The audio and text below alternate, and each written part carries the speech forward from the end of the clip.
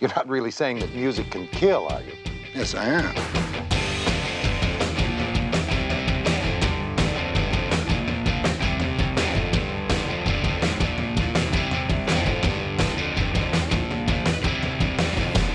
Music can be a very powerful thing. Nothing galvanizes the emotions as quickly. Hello, kiddies. We are going to have a real good time today. We are talking with two of the members of Love Jones. This band, I don't know how to describe them, which I think is a good thing. It's R&B, it's soul, it's rock, it's a little bit of everything. So they were on the Swinger soundtrack. Yes, classic movie that it is. And stuck And around. track that it is, by the way. Yes. Yes. And it's interesting because they were not part of the scene, but part of the scene, and that kind of thing of does it a long term help or hurt as an artist if you get so connected to a particular genre and time and place. But they're a lot of fun. We'll have to have them back on at some point. Yeah, so I can be there. Exactly. The other thing I noticed or saw, I'm assuming you probably haven't, Bob Dylan lost two guitar players this weekend. Oh dear. And so one was last week where just one night wasn't there and there's a new guy there. Okay. And true. And then Bob didn't introduce anyone in the band, so no one knew until later on. Of course. And then the second guy, fans only realized who were friends with him or followed him on Facebook and noticed he was checking in at a city where they were not playing. And he like posted something like heading to Arkansas. And everyone was like, "You're not playing Arkansas. What's going on?" Apparently he is. And then he clarified saying, "No, I quit," which is very interesting. And Yeah. I believe the show, we're taping this on Monday. I believe the next show is either tonight or tomorrow. So it shall be intriguing to see what happens. For real. Is it suddenly a trio? Or he's fired people on like during tours before, but always has a backup. But if the second guy walked because of whatever reason, and I love seeing Bob Dylan, like Dylan fans online arguing about stuff. Of course. And this last week was, yeah, on Friday he looked angry, which I'm like, how can you tell, really? Right. You can't really tell the difference. Supposedly they did hear him scream Jesus into the mic at some point, which, again, no notes, perfect, love it. So just another wrinkle in that little thing. So that'll be fun. That will be fun. Yeah, and then what else? Who did you just see? Oh, you just saw the Doobies In Santana. and Santana, right?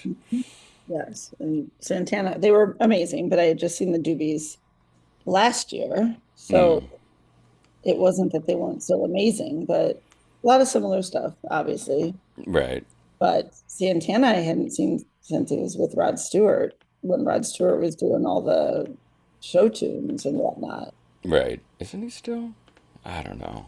I Well, don't. I'm not feeling so well right now, but Well, um, did you see that little issue? yeah. Don't cancel and say you've got a sore throat and then get photographed at a World Cup game. I mean, in fairness, you may have a sore throat and be able to go to a World Cup game, but you should maybe preemptive strike and tell people that you don't feel well. Nothing makes you feel better than your love of soccer. You will not be screaming from the stands, but Right. you will be in a box, not getting other people sick. I think it would help. PR this very easily. Right. Or he just could have worn a sign around his neck that said, "I feel fine, but I am resting my voice." Right. And then just don't cheer. Right. Does he sign all of his press releases at the end? P.S. Do you think I'm sexy? Because he should. I mean, it would probably work out for him pretty well, especially at this stage of the game. Exactly. I just would love to see that. I apologize to my wife and my family. I'm very sorry. Space, space, space, space, space. P.S. Do you think I'm sexy? You still think I'm sexy.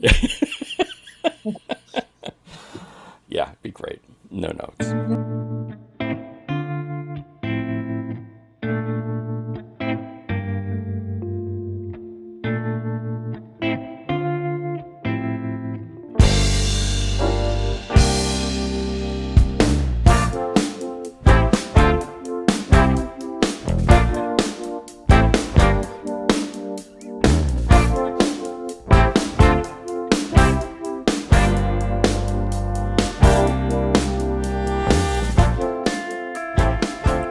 I guess we're talking about the anniversary of your first record, not the new record, or are we talking about both? Or We have so many anniversaries at this point. It's hard to keep up. But the main anniversary that we're kind of focused on this year is the coming and 30th anniversary of the Swingers soundtrack and the film, which was a seminal moment for us in terms of our cultural moment, I would Mhm. say, and also just a great thing to be a part of, and it kind of became a nice piece of not just a cultural talking point, but a nice piece of business for us, and we're super proud of it. And we did have a few years ago the 25th anniversary of our first album, Here's to the Losers, which I believe is now, I want to say it's 32.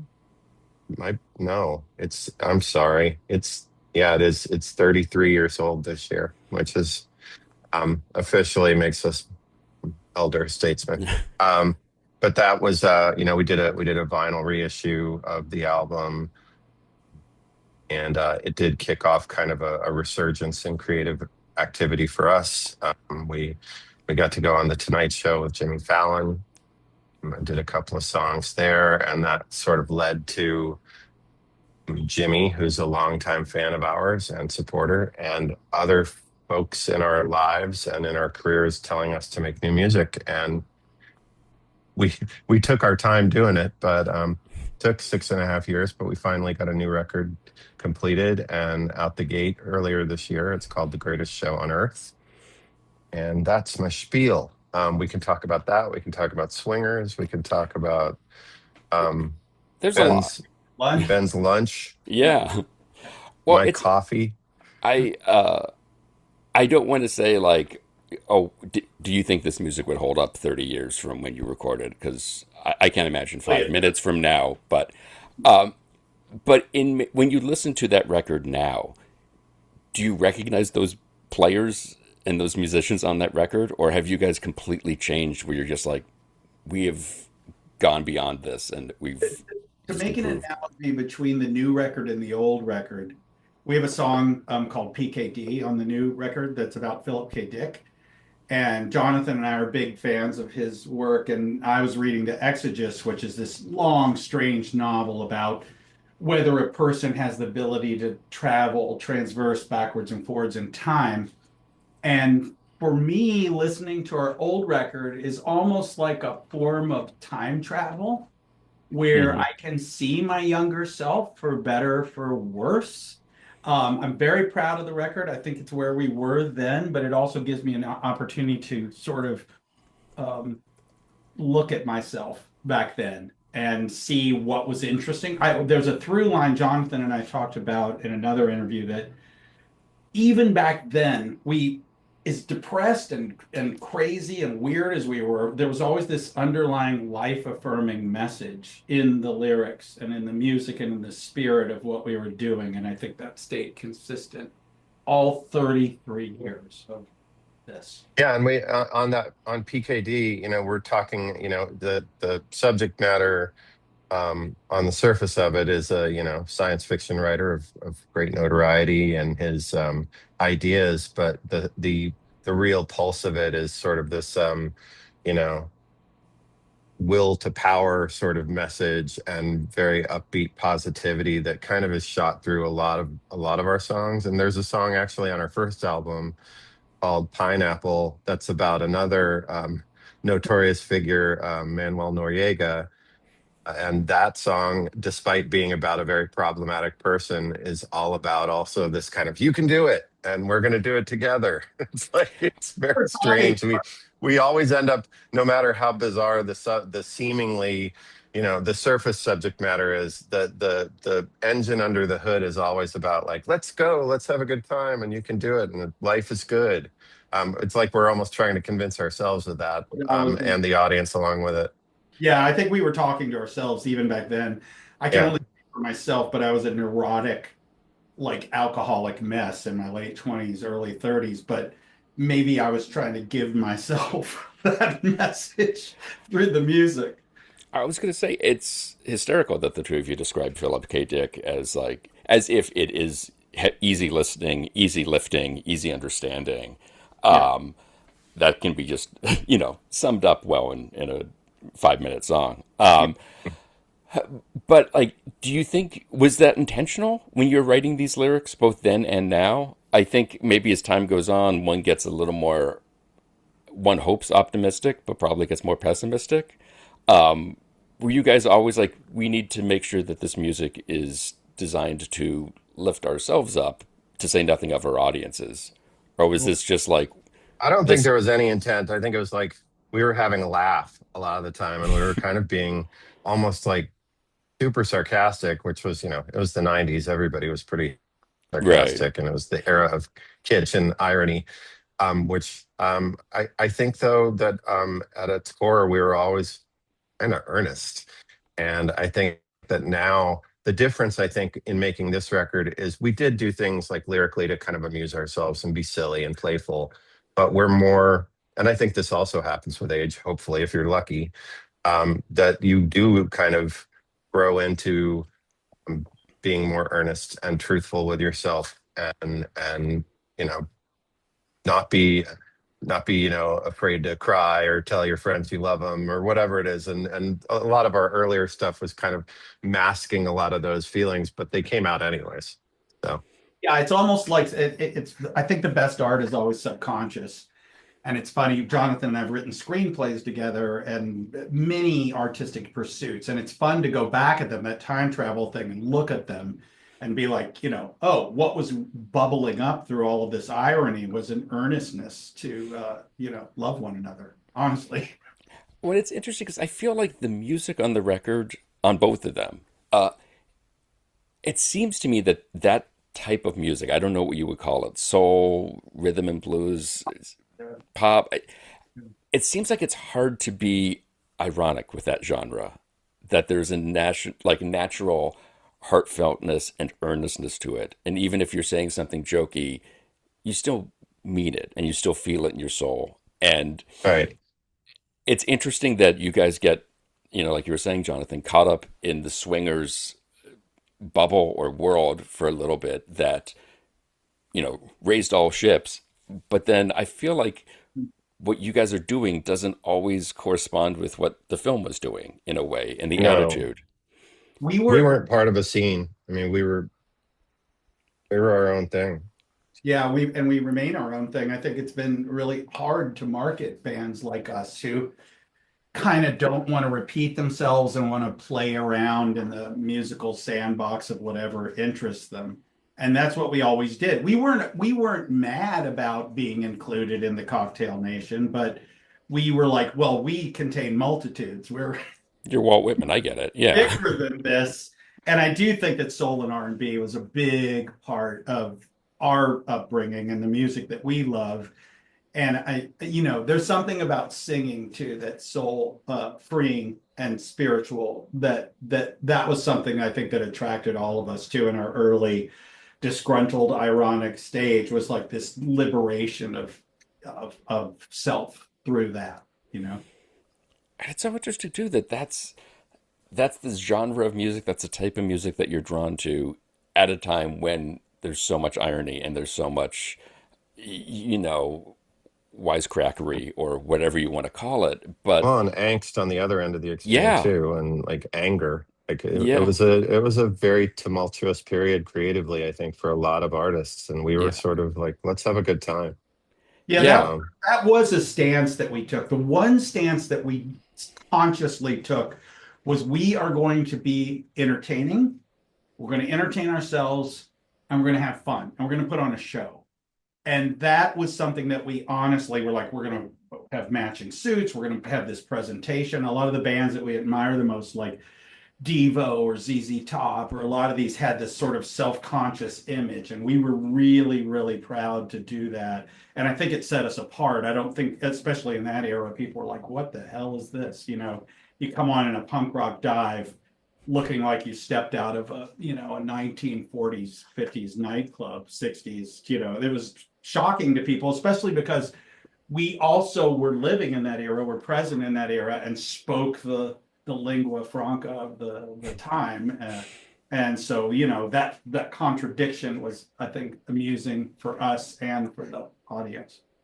Were there any other looks you were trying that you cast off? Not necessarily a Devo suit or a ZZ Top beard, but like, Super flat.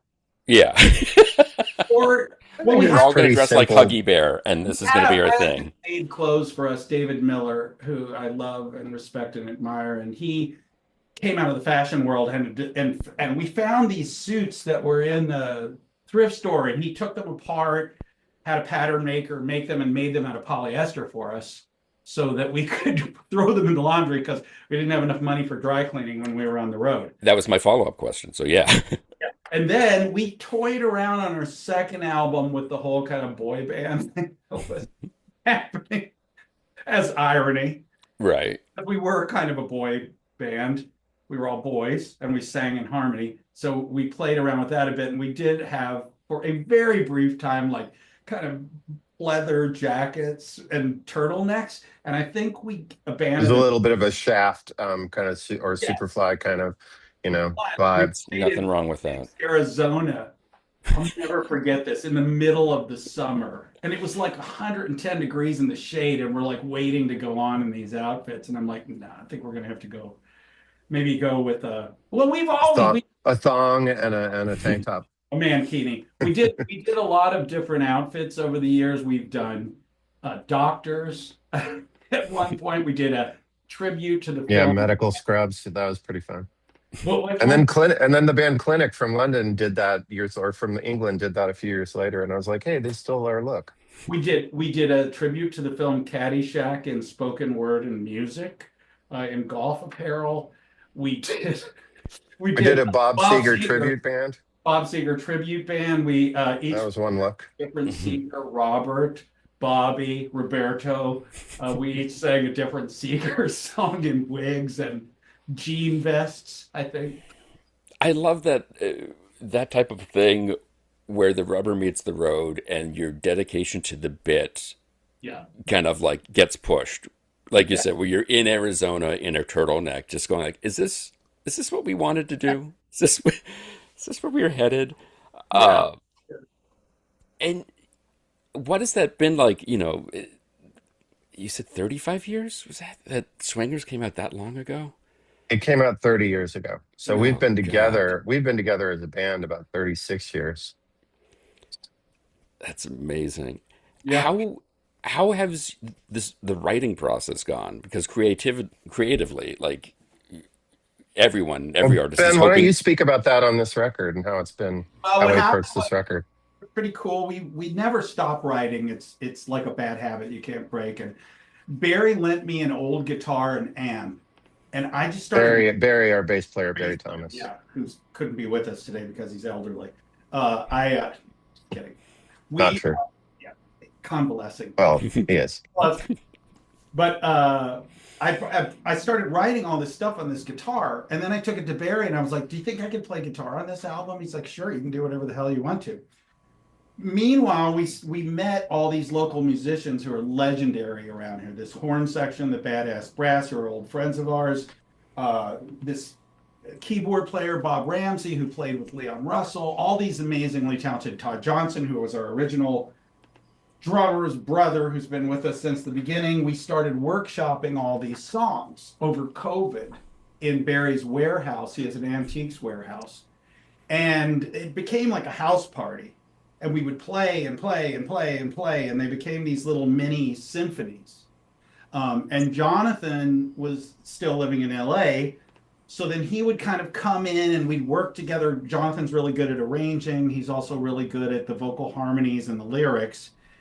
And over time, this thing started to coalesce. Then our friend John Alasia was spending a lot of time back in Louisville. He produced John Mayer's Room for Squares, Dave Matthews, a lot of big Center, artists. right? Yeah. Yeah, no slouch. And he's a good friend of ours. And he's like, man, I'm really into your band. Let me help you pull this thing together. So Chris originally recorded and engineered some of the songs. John's like, let me get you into the studio. We did two more. Jonathan and I went out to the Village Recorders, which was insane, in LA, and mixed the record, which was ridiculous. Yeah, it was like being It's where Steely Dan Asia was recorded, The Chronic. And, when we got in there, there was a mic set. Lady Gaga, Fame Monster, like tons of just iconic records from every era of pop. That's Yeah, amazing. just like being on the Tonight Show for no good goddamn reason, or there for no good goddamn reason. And we worked really hard on this record, and we're super proud of it. And we're like, we gotta get this thing out, you know. So a friend of ours, Walter Zausch, who owns a local distillery, Whiskey Thief, is one of our great friends, oldest friends and patrons, and he formed a record label and put the record out, got us up to New York, did the Underground Sunshine Festival. We started playing some shows, and it's all been kind of gaining this forward momentum after all of that. Well, and that's interesting. I was wondering how the whiskey factored into all of this. I mean, Ah, apart from just Louisville, but like yeah.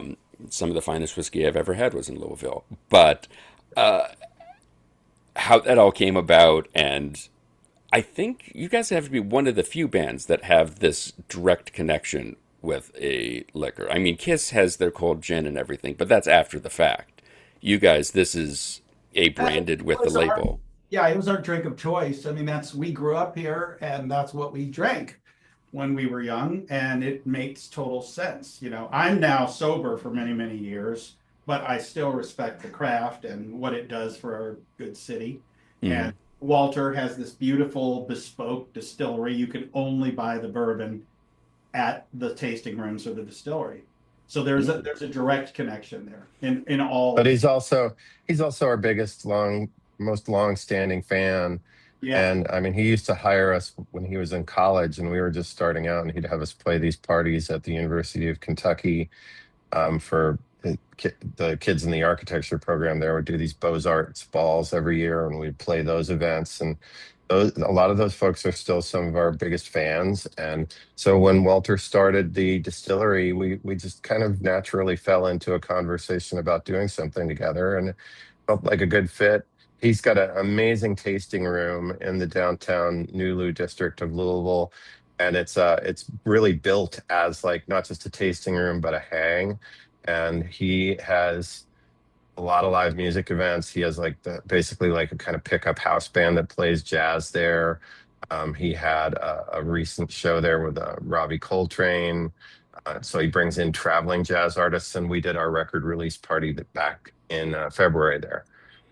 And we just, we can't say enough good things about the relationship. And we're looking to expand on the release as well. We have, the album's out on all the digital platforms and through our website, as well as Whiskey Thief's website on vinyl if anybody wants to get it. But it's also something we're trying to, see if we can get into a bigger distribution arrangement. We're in some conversations right now. So, and further to that, we're also figuring out what our plans for later this year are to kind of start doing some more live shows around the country, because we're too damn good to not be doing it more often, if I may boast. Yeah, well, I feel like there's a lot of bands like that who have the success in the beginning and then life makes things more complicated. And Yeah. then there's a point where the strong ones or the ones that have something to say kind of find their way back together and reach a point of a determination of like, we got to keep doing this. This makes us too happy. This makes audiences too happy.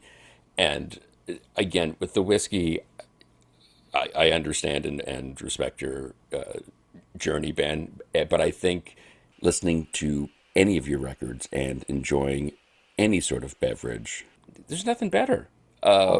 Whatever that would be. It just seems like music designed to just sort of like, okay, we're all going to be okay. This will be fine. We'll get through this together. And it's great that you guys are kind of looking towards trying to get back out there and really spread this and share this with folks, whether or not you're in turtlenecks. Or not. It's Yeah. possible. Yeah. Never say never. Never say never. My wife says I look terrible in one, but I'm not going to let that stop me. Why, why, Not why this do that now? Yeah, not now. when everything's on the line. Yeah. Well, Ben, you mentioned the fact that you got this one guitar and you started writing on that. I feel like with this much time and this much, that constant writing, does that sort of disabuse you of the notion that you have to have this scenario and situation for you to write your music? Is it just like well, I like this sound, so I'm going to see what I can do with this? Or the idea of like, we just always need to be writing and whatever comes out of it comes out of it? I mean, like you said, life gets in the way. I wish that I could just sit around and write music all day, but I can't. Right. I've got a full-time gig. So does Jonathan. And so you do it when you can. You have to kind of accept where you're at, and make peace with it. And so, that was a very fertile period. I'm not in one for music right now, but who knows? Maybe next week it will be. I'm just kind of taking each day as it comes. But I'm hoping, that there'll be another kind of that. It seems to We'll happen. get you back out there, old man. Thank you. Just, I'm going to need my wheelchair and my oxygen tank, but I should be able to make it out there on stage. We'll fire up the old creative Wayback Machine. And then Machine. Yeah. also too, the fact that the style of music and the genre, it's flexible and malleable enough that you can do different things with it. But it's that Elvis Costello thing of like, after X number of years and X number of records, you just start hearing what the musicians actually sound like and what they actually listen to. And, at a certain point, you can't fake it anymore because you're just, this is what it is. I can't, and that you guys have kind of crossed that threshold and are still doing your thing. That sounds to me very unique and very, I guess it means unique, one of a kind, but like that specialness of like, there's a sound. I don't think there's a lot of other bands you can mistake you guys for better or for worse. Yeah, yeah. And I would say too, there's the thing that I pride ourselves in is there's zero desperation in the whole thing. I Mm-hmm. think when we were younger, there was a lot of grasping for fame and sort of legitimacy in show business. Mm-hmm. Now it's just pure creation, which is what it started at and what it always should be, And so that makes me happy too. But I think I really take the compliment that being a one of a kind is something special, and you should take great pride in. So thank you for that. And that, I think it's something you could only find this far into your career. Mm-hmm. And that appreciation and that, you either go down the like, this is our thing, this is what we're going to do, this is who we are, or you go down to the Philip K. Dick thing of like, they're living in the walls and they're listening to everything and we're all going to get murdered horribly. Hey, well, it didn't hurt AC/DC. Good I point. mean, Yeah. I can't imagine I often fantasize about a conversation with those guys where they're writing and there's like, oh, I don't know, mate. I think I should do maybe something different instead of going boom, boom, boom on the drum, I should, maybe mix it up a little bit, maybe reggae, and they're like, no, fuck you. This is I think the conversation of changing things up for them is like, should we do this one in A? I think that's about it. Yeah, or should Mhm. I bring in the cowbell? For the second verse, not the first verse.